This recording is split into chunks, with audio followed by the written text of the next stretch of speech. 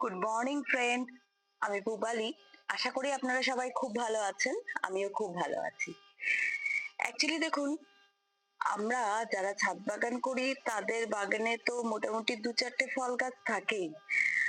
আর লেবু গাছ এই জাতীয় মানে গাছ আমাদের বাগানে থাকবে না এটা হয় না। মানে এটা রেয়ার অফ দ্য রেয়ার কেসের মধ্যে পড়ে যায় যে ছাদ বাগান করছি অথচ যে কোনো একটা ধরনের লেবু গাছ নেই আমাদের বাগানে। তো মোটামুটি সবার বাগানে লেবু গাছ এক তো থাকেই, একাধিকই থাকে। এছাড়া আরো অনেক ধরনের ফল গাছ এখন আমরা সবাই ছাদ বাগানে করার চেষ্টা করি এবং বেশিরভাগ ফল গাছ এখন আছে যেটা 12 মাসই ফল ফুল হয়। তো এবার আজকের প্রসঙ্গটা হচ্ছে এটাই যে দেখুন, ফল ফুল তো হচ্ছে এবং প্রচুর ফল হচ্ছে, গুটিও সেট হচ্ছে, এবং তারপর যেটা প্রবলেম হচ্ছে বিশেষ করে যেটা লেবু গাছ বা আম গাছ, জামরুল এই ধরনের জিনিসে খুব বেশি করে যে জিনিসটা দেখা যায় সেটা হচ্ছে যে দেখুন, ফল সেট হওয়ার পর একটু বড় হওয়ার পরেই আর বেশি মানে বড় হতে চায় না, ম্যাচিওর্ড হয় না। তারপর অনেক সময় বড় হতে হতে ফলগুলো ফেটে যাচ্ছে, নষ্ট হয়ে যাচ্ছে।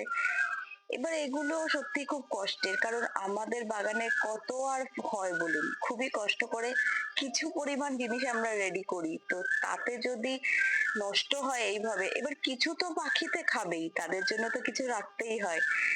আর তারপর যেটুকু থাকছে রেস্ট অফ দ্য অ্যামাউন্ট যদি আমরা ঠিকঠাক ভাবে না পাই তাহলে একটু কষ্টেরই ব্যাপার। তো এখন আজকের বিষয়টা হলো যে আমরা চেষ্টা করব কিভাবে ফলগুলোকে বড় করা যায় এবং সেগুলো যাতে সুন্দর ভাবে রেডি করে আমরা আমাদের নিজেদের জন্য ব্যবহার করতে পারি। তো সেই বিষয়ে আজকে আলোচনা করব। তো চলুন দেরি না করে শুরু করা যাক। চলুন, দেখুন, এইটা একটা নাগপুরের কমলা লেবুর গাছ। তো গাছটা এমন কিছু বড় নয় এবং বছর খানেক বয়স গাছটার। তো এই গাছটার দেখুন, গাছটার আন্দাজে প্রচুর কিন্তু লেবু ধরেছে গাছটাতে, এবং এই যে এতগুলো লেবু ধরেছে, তো এবং আস্তে আস্তে এগুলো কিন্তু বড়ও হতে শুরু করেছে। এবার কি হয় যে কিছুটা বড় হওয়ার পর আর লেবুগুলো বড় হতে চায় না, হয়তো একটা দুটো লেবু বড় হচ্ছে এবং বাদ বাকি সব লেবুই ছোটই থেকে যায়। এবং তারপরে কি হয়, কিছুদিন বাদে আস্তে আস্তে দেখা যায় যে লেবুগুলো ফেটে ফেটে যাচ্ছে মাঝখান থেকে, বড় তো হচ্ছেই না, ফেটে যাচ্ছে। এরকম প্রবলেম কিন্তু প্রায়শই আমি আমার লেবু গাছগুলোতে দেখি। তবে কমলা লেবুটা যেহেতু এবছর আমার বাগানে প্রথম হচ্ছে, জানি না কতদূর কি হবে। তবে আগের বছর যেটা হয়েছিল খুবই কম হয়েছিল, দুটো মতো হয়েছিল, তো সেই জন্য এই প্রবলেমটা অ্যারাইজ করেনি। তো এবছর যেহেতু এতটা ধরেছে, তো জানি না কি প্রবলেম হতে পারে। তবে চলুন আমি আমার অন্য লেবুগুলো দেখাই। এই যে দেখুন, এইটা আমার বাগানের একটা গন্ধরাজ লেবু গাছ, যার প্রায় 4 বছর বয়স হতে চললো গাছটার, এবং গাছটায় খুব ভালো ফলন হয়। কিন্তু যে প্রবলেমটা হচ্ছে, প্রথম দিকে গাছটা সবকিছু ঠিকঠাকই হচ্ছিল, কিন্তু আগের বছর থেকে আমি লক্ষ্য করে দেখছি যে যে লেবু তো অনেক ধরছে, কিন্তু ধরার পরে কি হচ্ছে, কিছুদিন পর এই যে কিছু লেবু ছোট সাইজ থেকে যাচ্ছে, বড় হচ্ছে না, আর দু চারটে লেবু বড় হচ্ছে। এবার তারপরেও কি হচ্ছে, আবার কিছু কিছু লেবু মাঝখান থেকে ফেটে যাচ্ছে এবং সেটা তো আর খাবার যোগ্য থাকছেই না। তো এবার দেখুন, এই যে প্রবলেম গুলো হচ্ছে এটা শুধু লেবু গাছে না, আম গাছেও হয়। আর জামরুলটাও আমার বাগানে এবার প্রথমই। তবে যেহেতু আমাদের বাড়িতে মানে আমার অরিজিনালি আমার দাদুর বাড়িতে আমাদের অনেক বড় জামরুল গাছ ছিল, তো ছোটবেলায় দেখেছি এরকম জামরুল যখন পেড়ে নিয়ে আসা হতো, প্রচুর জামরুল না এরকম ফেটে ফেটে পড়ে থাকতো, সেগুলোই নিয়ে আসা হতো। তো তখন তো অতটা বুঝতে পারতাম না, আর অত বড় গাছে তো সেভাবে কেউই জেনারেলি আগেকার দিনে লোকে ট্রিটমেন্ট করাতো না, তো সেটাই সেভাবেই হয়েছে। তো এখন যে প্রবলেমটা হচ্ছে যে এই যে প্রবলেম গুলো হচ্ছে, এই যে ফলন এত ফলন হচ্ছে দেখুন গাছে, আর তারপর যদি নষ্ট হয়ে যায় তখন সেটা সত্যিই খুব কষ্টের ব্যাপার হয়, অন্তত আমার তো তাই মনে হয়। ফলগুলো পাখিতে খাচ্ছে বা কাঠবিড়ালিতে খাচ্ছে সেটা একরকম, কিন্তু সেই ফলগুলো গাছে থেকেই নষ্ট হয়ে যাবে, সেটা অনেকটা কষ্টের, তাই না? তো সেটারই সমাধান নিয়ে আজকে একটু ছোট করে আলোচনা করি, চলুন। তো এক্ষেত্রে দেখুন, এখন যেহেতু মোটামুটি প্রচুর গাছই আছে যেগুলোতে 12 মাসই ফল হচ্ছে, খুব কম হয়তো 1-2 মাস ডরমেন্টেশনে থাকে বা হয় না, এরকম ব্যাপার। তো সেক্ষেত্রে যত্ন তো সারা বছরই করেই যেতে হয়। আগে আমরা যেটা মেনটেন করতাম যে গাছে ফল ফুল আসলে পরে আমরা খাবার দেব না, ফল সেট হওয়ার পর তারপরে খাবার দেব, এখন তো সেটা করা যায় না। কিছু খাবার সবসময় ওদেরকে দিতে হয়। তো সেক্ষেত্রে যেটা করা হচ্ছে সেটা হচ্ছে যে গাছের ফল ফুল যাতে খুব বড় হয়, সুন্দর হয়, সেগুলোর জন্য আমরা যেটা ইউজ করে থাকি জেনারেলি মাইক্রোনিউট্রিয়েন্টস ইউজ করি। এমনি জেনারেলি সলিড খাবার তো দিচ্ছি, তো মাইক্রোনিউট্রিয়েন্টসটাও অনেকেই অনেক ভাবে দেয়, তো স্প্রে করেও দিচ্ছে বা অন্য ভাবেও দিচ্ছে। তো আমি যে কাজটা করি সেটাই আপনাদের সাথে শেয়ার করি। তো আমি জেনারেলি মাইক্রোনিউট্রিয়েন্টস কিন্তু বাইরে থেকে কিনে ইউজ করি না। প্রচুর মাইক্রোনিউট্রিয়েন্টস এখন বাজারে অ্যাভেলেবেল আছে, এবং সেটা কিভাবে কি ইউজ করতে হয় সেটা এই প্রসঙ্গে আমি বলতে পারবো না, কারণ যেহেতু আমি ইউজ করি না।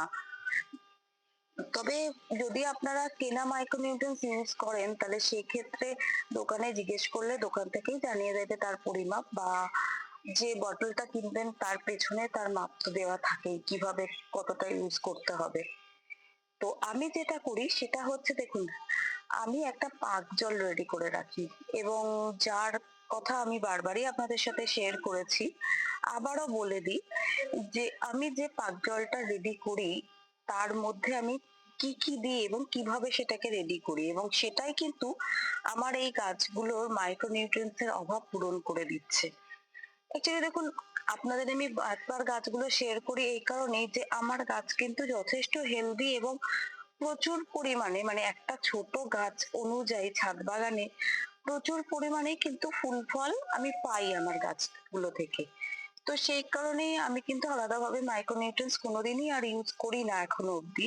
ভবিষ্যতে যদি করি নিশ্চয়ই আপনাদের সাথে সেটা শেয়ার করব। তো সেই পাক জলটার মধ্যে আমি কি কি দিই জেনারেলি আপনাদের বলি। প্রথমত তো আমি যত কিচেন ওয়েস্ট আছে, গার্ডেন ওয়েস্ট আছে, মোটামুটি পাতা, তারপরে ঝাড় দিলে বাগান ঝাড় দিয়ে যা যা হচ্ছে সেই সব জিনিসপত্র তো দিই ওর মধ্যে। আর যেটা করি, যে কোনো মানে কিচেন ওয়েস্ট বলতে ফলের খোসা থেকে শুরু করে সবজির খোসা সব ধরনের জিনিস ওর মধ্যে দিই। আর দিই চায়ের পাতা, রেগুলার বেসিসে যে চায়ের পাতাগুলো হয় কিছুটা হয়তো রাখি শুকিয়ে, যখন জৈব সার রেডি করি তার সাথে মিক্স করে দিই। আবার জেনারেলি চায়ের পাতা তো অনেক ভাবে ইউজ হয়। তো যাই হোক, এর মধ্যেও আমি কিছু পরিমাণে চায়ের পাতাও দিয়ে দিই। আর যেটা দিই, দেখুন, ডিমের যে খোলাগুলো থাকে সেগুলোও কিন্তু গুঁড়ো করে আমি এই তরল যে পাক জলটা করি তার মধ্যে দিয়ে দিই। আর যেটা করি, মাছের যে উচ্ছিষ্ট গুলো, মানে মাছের আঁশ টাশ এই জাতীয় জিনিসগুলো আমি ওর মধ্যে দিয়ে দিই। আর যেটা করি সেটা হচ্ছে, দেখুন, আমি একটু একটু যে কোনো ধরনের গুড়, সেটা যে কোনোই হতে পারে, একটু পরিমাণে আমি ওই জলটার মধ্যে মিক্স করে দিই মাঝে মাঝেই। আর যেটা করি সেটা হচ্ছে, দেখুন, বাড়িতে আমাদের সবারই মোটামুটি অনেক সময় টক দই কোনো কারণে হয়তো থেকে যায়। যদি নাও থেকে যায় তো কোনো একটা সময় হয়তো একটা ছোট টক দইয়ের প্যাকেট কিনে নিয়ে ওটার মধ্যে একবার একটু মিক্স করে দিলাম। একবার দিলেই বেশ, মানে কিছু মাস না আর দেওয়ার দরকার হয় না। এবার ধরুন কিছুটা পচা ভাত দিয়ে দিই, তারপরে ভাতের ফ্যান বলুন, চাল ধোয়া জল, ডাল ধোয়া জল, অনেক সময় সব সময় সম্ভব হয় না ছাদে এসে দেওয়া, কিন্তু রেখে দিই, হয়তো মাছ ধুয়ে জলটা রেখে দিলাম, মাংস ধুয়ে জলটা রেখে দিলাম, এগুলো কিন্তু সবই আমি ওই পাক জলটার মধ্যে দিয়ে রাখি। এবং এটার ইউজ আমি কিভাবে করি এবার সেটা আপনাদের বলি।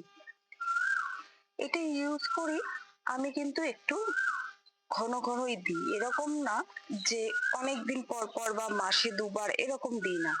আমি যেটা করে থাকি, আমি মোটামুটি 4 থেকে 5 দিনের গ্যাপিংয়েই আমি কিন্তু এই জলটা ইউজ করি। এবার এটাকে খুবই লাইট করে দিই। ধরুন 10 লিটার জল নিলাম, হাফ মগ মতো এই জিনিসটা নিলাম, নিয়ে তারপর ভালো করে মিক্স করে পড়ন্ত বিকেলে আমি সমস্ত গাছে দিয়ে দিই, সমস্ত ধরনের গাছ, সে ফল বলুন, ফুল বলুন, সবজি বলুন, এরকম কোনো ব্যাপার না যে এই গাছটায় দেবো না ওই গাছটায় দেবো না, প্রত্যেকটা গাছেই আমি কিন্তু দিয়ে দিই। এবং বিশেষত যেগুলো ফলন্ত গাছ সেগুলোতে তো মানে এই যে বললাম আমি 4-5 দিনের ব্যবধান, এটাতে একদমই দেওয়ার চেষ্টা করি। অন্য গাছগুলো যদিও বা ধরুন কোনো সময় সময়ের অভাবে হয়তো সবসময় এরকম 4-5 দিনের ব্যাপারটা মেনটেন করতে পারলাম না, ঠিক আছে, সেটা তাও খুব বেশি দেরি আমি করি না, 7 দিনের বেশি দেরি আমি কখনো করি না। এই জলটা আমি কিন্তু প্রচন্ড ইউজ করি আমার বাগানে, এবং এই তরল সারটা আমার গাছেদের কাছে খুবই একটা ফেভারিট খাবার, যেটা খেয়ে ওরা কিন্তু খুবই সুন্দর, সুস্থ, সবল, সবুজ, সতেজ সবকিছুই রয়েছে, এবং প্রচুর ফল ফুল কিন্তু আমি অনায়াসে পাচ্ছি। হ্যাঁ, এটা বলবো যে যদি আপনারা এর বদলে কেনা মাইক্রোনিউট্রিয়েন্টস ইউজ করেন, ইউজ করতেই পারেন, কোনো অসুবিধা নেই। কিন্তু সেক্ষেত্রে সেটা মাসে কবার ব্যবহার করবেন বা কিভাবে ব্যবহার করবেন, যে দোকান থেকে কিনবেন সেখান থেকে কাইন্ডলি একটু জেনে নেবেন, ওরাই আপনাদের সবটা ঠিকঠাক করে বলে দিতে পারবে। এবার যেটা বলবো যে এটা তো গেল ফল ফুল বড় হওয়ার ব্যাপারটা, আর যেটা হচ্ছে যে যে ফলগুলো বড় হতে হতে ফেটে যাচ্ছে, তো তার উপায় কি? তার উপায় হচ্ছে এটা, এই যে দেখুন, এই যে একটা সাদা চুনের মতো দেখতে গুঁড়ো, এটাকে বলা হয় বোরন। যে কোনো সারের দোকানে আপনারা এটা পেয়ে যাবেন অ্যাভেলেবেল। কিন্তু এটার একটা ব্যাপার আছে, এটা যখন আপনি আপনাদের গাছে ইউজ করছেন, প্রথমত তো এটা ওয়াটার সলিউবল। আমি যদিও খুব একটা স্প্রে করে দিই না, গাছের মাটিতে জলের সাথে মিক্স করে দিয়ে দিই। তো সেটা আমি এভাবে করি, 1 গ্রাম, একদমই 1 গ্রামের কম হোক, বেশি যেন না হয়, সেটা 1 লিটার জলে ভালো করে গুলে নিয়ে সেটাকেই আমি সমস্ত মানে গাছের গোড়াতে দিয়ে দিই, এবং এটা মাসে আমি একবার করে দিই। 15 দিন অন্তরও দেওয়া যায়, কিন্তু আমি মাসে একবার করে দিই এবং তাতেই আমি যথেষ্ট ভালো রেজাল্ট পাচ্ছি। তো আবারও বলে দিচ্ছি, এটা কিন্তু 1 গ্রামের বেশি কখনোই ইউজ করবেন না, তাহলে কিন্তু গাছের প্রচন্ড ক্ষতি হয়ে যাবে। তো এই দুটো জিনিস ব্যবহার করলেই কিন্তু অনায়াসে আপনারা আপনাদের গাছের ফলগুলোকে সিকিউর রাখতে পারবেন, এবং সুন্দরভাবে গাছের ফলগুলো কিন্তু রেডি হয়ে যাবে। তো যাই হোক, এই ছিল আজকের আমার আলোচ্য বিষয়। যদি আমার ভিডিওটা আপনাদের ভালো লেগে থাকে তাহলে অনেক অনেক ভালোবাসা দিয়ে আমার পাশে থাকবেন, আর একটু লাইক আর শেয়ার করে দেবেন। আর যারা আমার নতুন বন্ধু আছো বা আছেন, তাদেরও যদি আমার ভিডিওটা ভালো লেগে থাকে, যদি ইনফরমেটিভ মনে হয়ে থাকে, তাহলে প্লিজ চ্যানেলটা সাবস্ক্রাইব করে বেল আইকনটা প্রেস করে দিও। খুব তাড়াতাড়ি আবার একটা নতুন ভিডিওর সাথে দেখা হচ্ছে। আজকের মতো তাহলে বিদায়, টাটা।